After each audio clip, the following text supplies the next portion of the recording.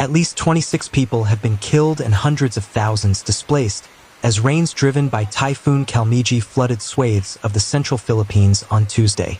Entire towns on the island of Cebu have been inundated. Oh,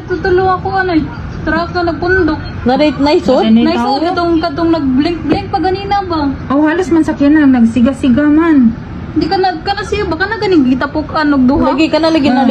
While cars, trucks, and even massive shipping containers could be seen swept along by muddy floodwaters in videos verified by AFP.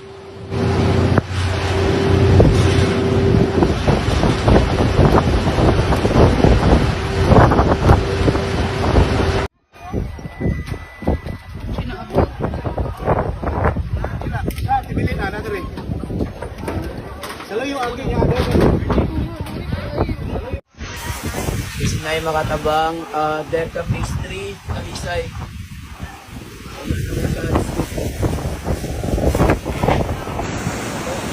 In Cebu alone, 21 people were now confirmed dead. Civil Defense Deputy Administrator Rafael Ito Alejandro told AFP by phone, giving the storm's current death toll as 26. Based on information that we have, most of them died from drowning, he said.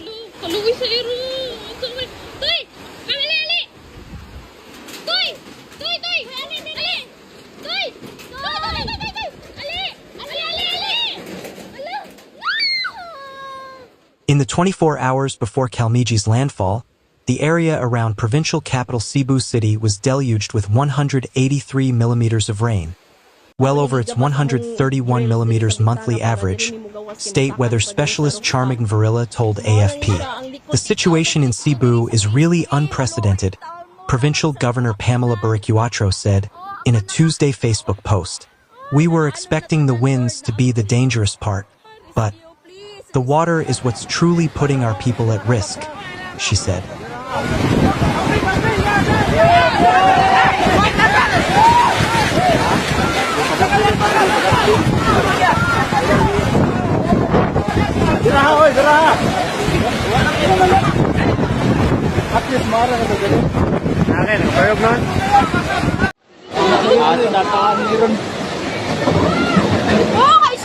Ang ice cream!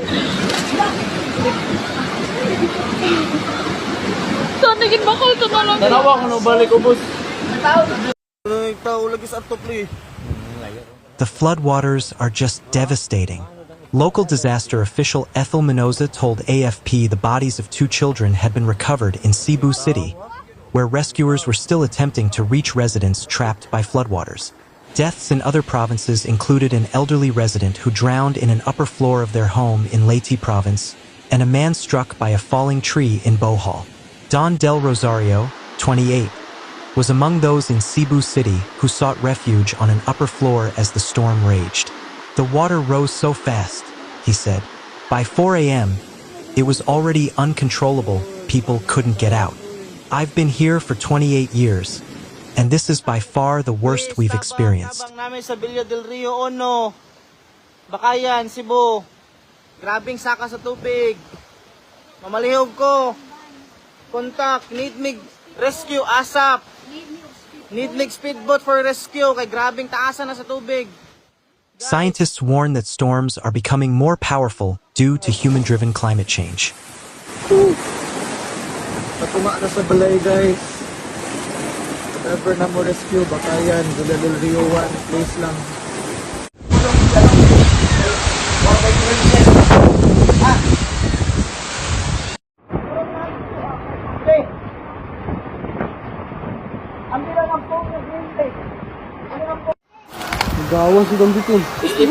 Warmer oceans allow typhoons to strengthen rapidly, and a warmer atmosphere holds more moisture, meaning heavier rainfall. Hundreds still living in tent cities after a 6.9 magnitude quake rocked the island in late September were forcibly evacuated for their own safety. Cebu Information Officer Ron Ramos told AFP by phone.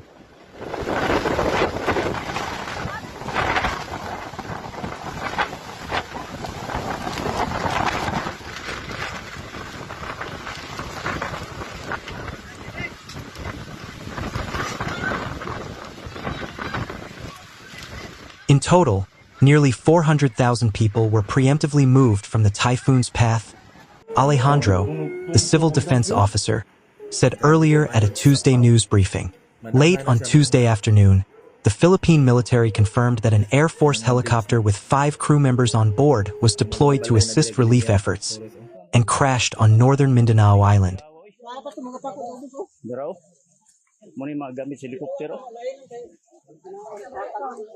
Diri sa may unsa ni nga kuan gadi? Kung Yubo.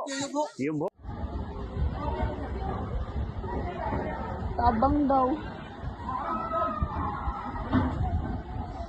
Makapunta kong emergency. Pwede pa apatabang ni diri dapita. The Super Huey helicopter went down while en route to the coastal city of Butuan in support of relief operations related to the powerful storm. Eastern Mindanao Command said in a statement, adding search and recovery operations were underway. Military officials did not immediately provide other details about the crash, including the condition of those aboard and what could have caused the crash.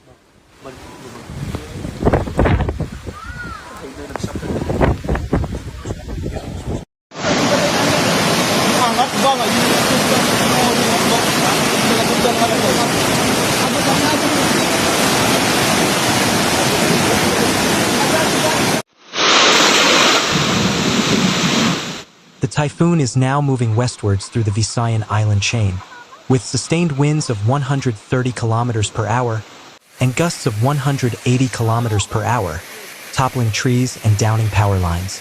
The Philippines is hit by an average of 20 storms and typhoons each year, routinely striking disaster-prone areas where millions live in poverty. With Kalmaegi, the archipelagic country has already reached that average, weather specialist Varilla told AFP, adding at least 3 to 5 more storms could be expected by December's end.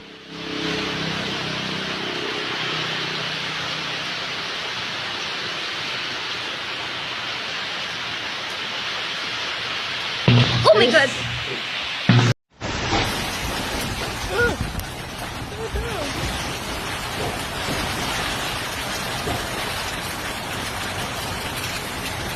The Philippines was hit by 2 major storms in September, including Super Typhoon Ragasa, which tore the roofs off buildings on its way to killing 14 people in nearby Taiwan. Tens of thousands of residents were evacuated across the Visayas region, including parts of southern Luzon and northern Mindanao, the National Disaster Agency reported. Motor na ibata, wag yun. Asa na siya? Pasakyan ka na. Asa na sila padulong? Naasa mo padulong ting na? Ay na may bana.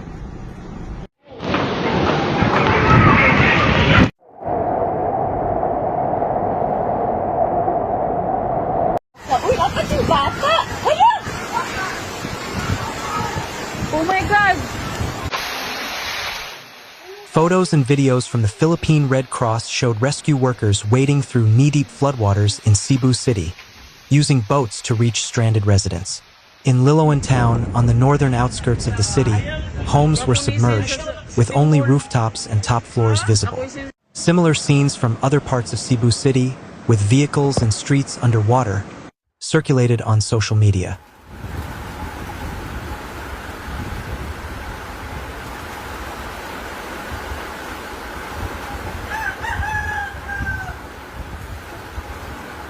Uy, unta masangit lang na siya din sa may kuan flood control, pwede siya malayo.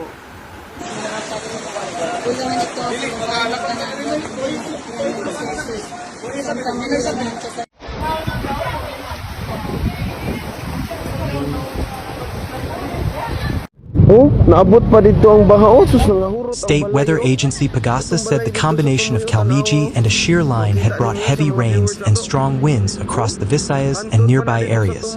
More than 180 flights to and from the affected areas were canceled on Tuesday, while those at sea were advised to head to the nearest safe harbor immediately and to stay in port. Pagasa warned of a high risk of life-threatening and damaging storm surges that could reach more than 3 meters high along coastal and low-lying communities in the central Philippines, including parts of Mindanao.